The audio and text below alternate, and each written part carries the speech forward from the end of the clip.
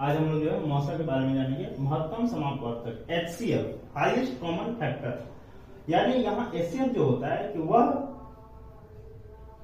बड़ी से बड़ी संख्या जो दी हुई जितनी भी संख्या हो उन सारी को विभाजित कर दे। तो इसमें हम लोग देखते हैं कि मान लीजिए कि कोई दो संख्या दी हुई है और उसका हम लोग को HCF निकालना है।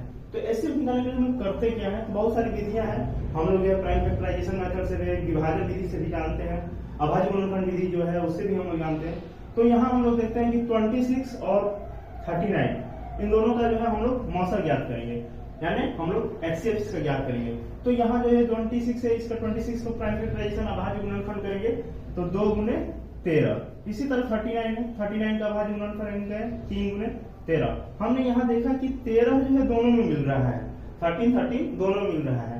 तो यह छोटी से छोटी संख्या हुई जो 26 को भी भाग लगा रही है और 39 को भी भाग लगा रही है। तो इसका मौसा हो गया 13। इसी तरह दूसरी संख्या देखेंगे, जैसे मान लीजिए कि हमारे पास है 48 और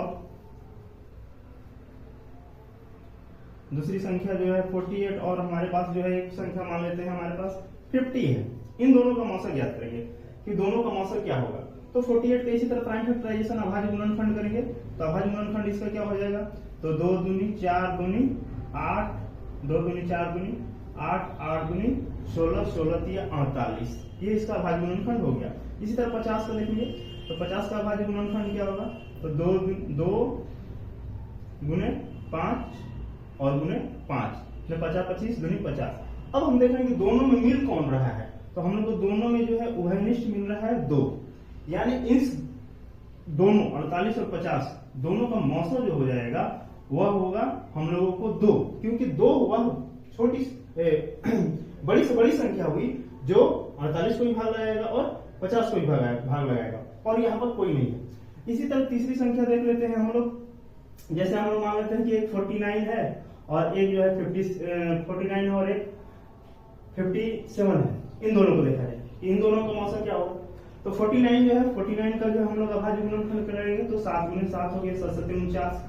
अब जो है इसको 57 को करते हैं तो 57 किसके टेबल में आता है, तो हम लोग जानते हैं कि 3 गुने 19, 19 या 57 होता है 57, 3 से लाइक 3।